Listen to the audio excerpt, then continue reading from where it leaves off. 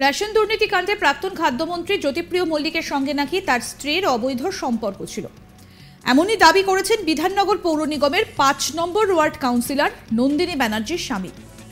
বিধাননগর পৌর নিগমের ৫ নম্বর ওয়ার্ডের কাউন্সিলর নন্দিনী ব্যানার্জির স্বামী জয়ব্রত ব্যানার্জির ভাইরাল ভিডিও প্রকাশ্যে এসেছে। তার দাবি, জ্যোতিপ্রিয় মল্লিকের সঙ্গে তার স্ত্রীর ঘনিষ্ঠ সম্পর্ক ছিল ২০১৭ সাল থেকে। এমনকি জ্যোতিপ্রিয় মল্লিকের সঙ্গে তার স্ত্রী দার্জিলিং ঘুরতে গিয়েছিলেন বলেও দাবি করেছেন তিনি। তার দাবি, বিধাননগর পৌর নিগমের কাউন্সিলর ভোটে টিকিট পাওয়ার পর নন্দিনী ব্যানার্জি নিজের সঙ্গে তার স্বামী জয়ব্রত ব্যানার্জিকে যোগাযোগ করতে বারণও করে দিয়েছিলেন। জয়ব্রত বাবুর দাবি, ২০২১-এ ভোটে জেতার পরে নন্দিনী ব্যানার্জি ফ্ল্যাট কিনে অন্যত্র চলে যায়। তবে সেই সময় তার ফ্ল্যাট কেনার মতো টাকা ছিল না বলেই দাবি করেন তার স্বামী। তিনি জানান, তার ধারণা ওই ফ্ল্যাটটি জ্যোতিপ্রিয় মল্লিকই হয়তো কিনে দিয়েছিলেন। সেপ্টেম্বর মাসে নন্দিনী ব্যানার্জির নতুন ফ্ল্যাটে দেখা করতে গিয়েছিলেন তার স্বামী। তবে নন্দিনী ব্যানার্জি তার সঙ্গে দেখা করেননি, যদিও পরের দিনই জয়ব্রত ব্যানার্জির বিরুদ্ধে থানায় এফআইআর করা হয় নন্দিনী ব্যানার্জির পক্ষ থেকে।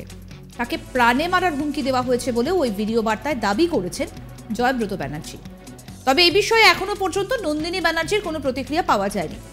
এই একই ভিডিও বার্তায় জ্যোতিপ্রিয় মল্লিকের বিরুদ্ধে একাধিক ক্ষোভ উগরে দিয়েছেন নন্দিনীর স্বামী। শোনাবো আপনাদের কি বলছেন জয়ব্রত বন্দ্যোপাধ্যায়। আমার ওয়াইফ নন্দিনী ব্যানার্জি, তার পৈতৃক বাড়ি কালনাতে। তো আমাদের বিয়ে হয় 1994 সালে এবং 2017 সালে আমার একটা ম্যাসিভ হার্ট অ্যাটাক করে।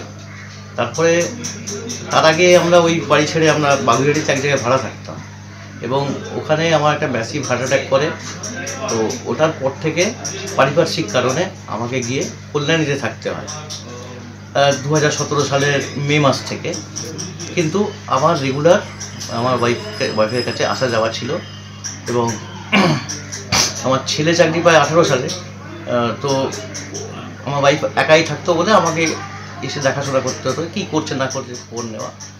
হ্যাঁ, তো 2017 সালের হঠাৎ আমি শুনলাম যে উনি বারুদার সাথে পার্টি জয়েন করে ফেলেছেন এবং বারুদার সাথে সারা দিন ঘুরে বেড়ান। 11টা, 11:30, 12টা, কোনো টাইমের ঠিক ছিল না। আমি যখন আসতাম ওকে ফোন করতাম, ও তখন বলতো যে ঠিক আছে তোমাকে চাবি বাড়িওয়ালা দিয়ে দেবে। বাড়িওয়ালার কাছে ডুপ্লিকেট চাবি থাকতো, এসে দিয়ে যেত আমাকে। তারপর রাত্রিবেলা ফিরতো। ওর সঙ্গে আমি কথা বলারও চান্স পেতাম না, বিশেষ কারণ ডাইনিং টেবিলে ছাড়া কোনো সময় ওর কথা বলার সময় থাকতো না, সবসময় ফোনে বিজি থাকতো। তো এইভাবে 2020 পর্যন্ত, লকডাউনের আগে পর্যন্ত আমার আসা যাওয়া তো কন্টিনিউয়াস ছিল এবং লকডাউনের পরেও আমি এসেছি। হ্যাঁ, এবারে 2021 সালে ও টিকিট পায় 2022 সালে কাউন্সিলর ইলেকশনের জন্য। নন্দিনী ব্যানার্জি 5 নম্বর ওয়ার্ডের বিধাননগর পৌর নিগমের 5 নম্বর ওয়ার্ডের কাউন্সিলরের টিকিট পাওয়ার পর থেকে ওনার অ্যাটিটিউড চেঞ্জ হয়ে যায়। ও আমাকে ডাইরেক্ট বলে, তুমি আর আসা যাওয়া করো না, আমি ভীষণ ব্যস্ত আছি, সামনের বছর ইলেকশন আছে ইত্যাদি। তো এর মধ্যে এরকমও হয়েছে যে দার্জিলিং গেছে এবং পরে জানতে পেরেছি বারুদার সঙ্গে দার্জিলিং গেছিলো। হ্যাঁ, বারুদার ব্যাপারে অজ্ঞান। বারুদার জন্য কিচেন থেকে রান্না করে নিয়ে যাচ্ছে, লাঞ্চ খাওয়াবে বলে ফল পাকড় নিয়ে যাচ্ছে, মুড়ি মেখে নিয়ে যাচ্ছে, এটসেট্রা। তো আপনাকে কি ফোন করেছে এগুলো? আমাকে কখনো এসব করেনি। আমি স্টক মার্কেটে ছিলাম, আমাকে সকালবেলা 9টার মধ্যে অফিস যেতে হতো। আমি কোনো রকমে একটুখানি ভাত খেয়ে আমি অফিস চলে যেতাম এবং কাজকর্ম যখন ফিরে দেখতাম যে তখনও পার্টি জয়েন করিনি। পার্টি জয়েন করে যখন, তখন তো আমি কল্যাণীতে চলে গেছি হার্ট অ্যাটাকের পরে। ম্যাসিভ হার্ট অ্যাটাক, আমার নিঃশ্বাস নিতে খুব কষ্ট হতো, যার ফলে আমি কল্যাণীতে চলে গেছিলাম। এবং এরপরে ওর যখন টিকিট পাওয়ার পরে আমাকে যখন অ্যাটিটিউড চেঞ্জ হলো এবং আমাকে যখন ডাইরেক্ট বললো যে তুমি আর এখানে এসো না, আমি সবসময় ব্যস্ত থাকি, তারপর থেকে আমি আসা বন্ধ করে দিয়েছিলাম। কাজের লোকের সামনে বলেছিল, আমার খুব আত্মসম্মানে লেগেছিল। এখন আপনাদের কোনো বিবাহ বিচ্ছেদ বা মামলা বা আমাদের কোনো সেপারেশন, কোনো রকম বিবাহ বিচ্ছেদ মামলাও হয়নি এবং আমাকে বলেও নি বিবাহ বিচ্ছেদ চায়ও, বা আমিও কোনোদিন ওকে বলিনি বিবাহ বিচ্ছেদ করে দাও। আমাদের প্রতিনিধি অরিন্দম কি প্রতিবেদন তুলে ধরলো শুনবো। বিধাননগর কর্পোরেশনের 5 নম্বর ওয়ার্ডের কাউন্সিলর নন্দিনী ব্যানার্জির স্বামী জয়ব্রত ব্যানার্জির একটি ভিডিও ভাইরাল হয়েছে। সেই ভিডিওতে বিস্ফোরক তিনি তার স্ত্রীর বিরুদ্ধে একাধিক অভিযোগ এনেছেন এবং সরাসরি সেই ভিডিওতে তিনি দাবি করেছেন রাজ্যের মন্ত্রী জ্যোতিপ্রিয় মল্লিকের সাথে তার স্ত্রীর যথেষ্ট ঘনিষ্ঠতা ছিল এবং সেই ঘনিষ্ঠতাকে তিনি বিভিন্নভাবে তার সেই ভিডিওতে বর্ণনা করেছেন। তো এই যে ভিডিও ভাইরাল হয়েছে, সেই ভিডিও থেকে দেখা যাচ্ছে যে তিনি দাবি করছেন যে তার স্ত্রী জ্যোতিপ্রিয় মল্লিকের সাথে দার্জিলিংয়ে ঘুরতে গেছিলেন, এমনটাও তিনি জানতে পেরেছিলেন। 2017 সাল থেকেই এই ঘনিষ্ঠতা বলে তিনি দাবি করেছেন এই ভাইরাল হওয়া ভিডিওতে, এবং তারপর থেকেই তাদের সম্পর্কেরও অবনতি হতে থাকে বলেও তার দাবি। 2020 সালের পর যখন বিধাননগর কর্পোরেশনের কাউন্সিলর ভোট সামনে ছিল এবং এই কাউন্সিলর ভোটের টিকিট পাওয়ার ব্যাপার ছিল, এবং সেই কাউন্সিলর ভোটে 5 নম্বর ওয়ার্ডের যে টিকিট, সেই টিকিট কিন্তু তার স্ত্রীকেই দেওয়া হয় এবং তার বক্তব্য যে এই টিকিট পাওয়ার পর থেকে কিন্তু তার স্ত্রীর আচরণ আরও বদল হয়ে যায় এবং তিনি তার স্বামীকে সরাসরি বলে দেন তার সাথে যোগাযোগ না রাখতে, এমনটাই তিনি ওই ভিডিওতে দাবি করেছেন। এবং এর পরবর্তীতে তার স্বামীর সাথে তার রিলেশন আরও খারাপ হতে থাকে এবং সবথেকে বড় যেটা বিষয় যে 2021 সালে ভোটে জেতার পর কিন্তু তার স্বামী দাবি করছেন যে তার স্ত্রীর যে আচার আচরণ সেটা সম্পূর্ণ বদলে যায় এবং তার স্ত্রী তারপরেই একটি ফ্ল্যাটও কেনেন। এখন প্রশ্ন হচ্ছে, তার স্বামী কিন্তু তার ভিডিও বার্তাতেই এই প্রশ্নটা তুলছেন যে তাহলে এই ফ্ল্যাট সে কিনলো কোত্থেকে, কারণ এই ফ্ল্যাট কেনার টাকা কিন্তু তার স্ত্রীর ছিল না। তাহলে কি এই ফ্ল্যাট কেনার টাকা তাকে জ্যোতিপ্রিয় মল্লিকই দিয়েছিল? সে বিষয়ে তিনি বলছেন হয়তো জ্যোতিপ্রিয় মল্লিকেই ফ্ল্যাট কেনার টাকা তাকে দিয়েছিল এবং তারপরেই এই ফ্ল্যাট সে কিনতে পেরেছিল।